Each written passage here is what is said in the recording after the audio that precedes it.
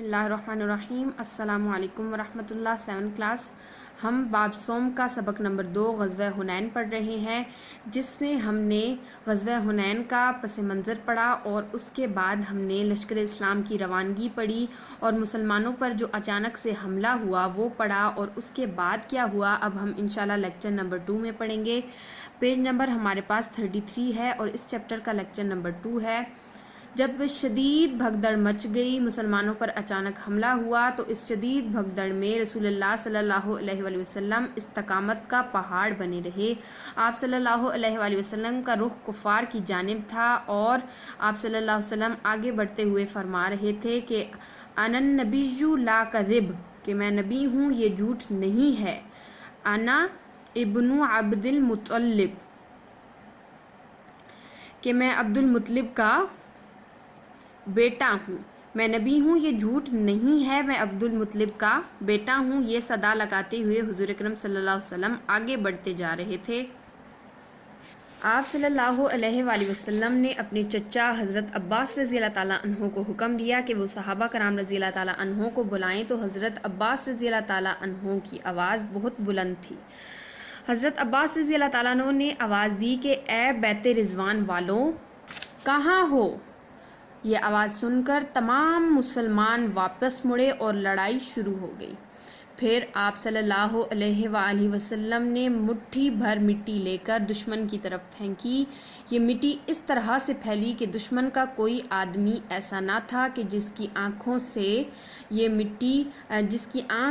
اس مٹی سے بھر نہ گئی ہو۔ اس طرح دشمن کی قوت جو تھی وہ ٹوٹتی چلی گئی، یعنی کہ اللہ تعالیٰ کے حکم سے حضور اکرم صلی اللہ علیہ وسلم کی ایک مٹھی پھینکی گئی مٹی ہر دشمن کی آنکھ میں بھر گئی۔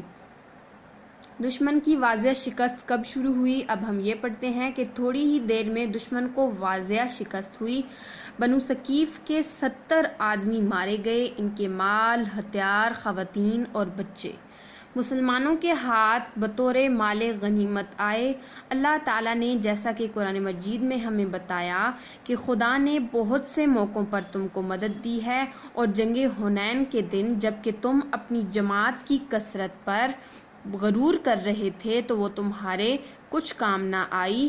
زمین باوجود اتنی بڑی فراخی کے تم پر تنگ ہو گئی، پھر تم پیٹھ پھیر کر بھاگ گئے۔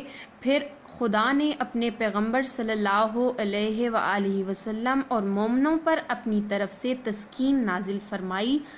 لشکر جو تمہیں نظر نہیں آتے تھے آسمان سے اتارے اور کافروں کو عذاب دیا، اور کفر کرنے والوں کی یہی سزا ہے۔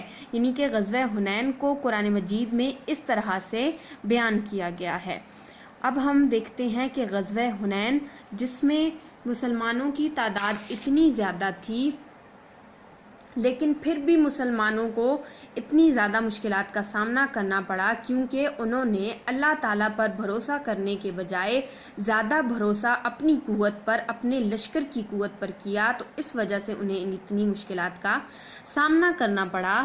تو غزوہ حنین سے ہمیں کیا سبق ملتا ہے؟ ہمیں یہ سبق ملتا ہے کہ ہمیں ظاہری اسباب پر فخر نہیں کرنا چاہیے، یعنی کہ ہمارے پاس جو کچھ بھی ہے، ہم جو کچھ بھی کر سکتے ہیں، تب تک ہمارے بس میں کچھ بھی نہیں ہے، ہم کچھ بھی نہیں کر سکتے جب تک اس میں اللہ تعالیٰ کی رضا شامل نہ ہو۔ جو ہے ظاہری اسباب، ان پہ فخر نہیں کرنا چاہیے، ان پہ بھروسہ نہیں کرنا چاہیے، بلکہ ہر حال میں اللہ تعالیٰ سے ہی مدد طلب کرنی چاہیے۔ شجاعت اور بہادری کے ساتھ میدان میں اترنا چاہیے، ہر حالت میں صرف اللہ تعالیٰ کی ذات پر بھروسہ اور توکل کرنا چاہیے۔ یعنی کہ غزوہ حنین سے ہم نے یہ سبق حاصل کیا ہے کہ ہمیں ظاہری اسباب پر فخر نہیں کرنا، بلکہ ہمیں اللہ تعالیٰ پر بھروسہ کرنا ہے، اور اللہ تعالیٰ کے بھروسے ہم ہر کام آسانی سے کر سکتے ہیں۔ اس کی مشق ہم انشاءاللہ جو لیکچر نمبر 3 ہوگا اسی چیپٹر کا، اس میں ہم پڑھیں گے۔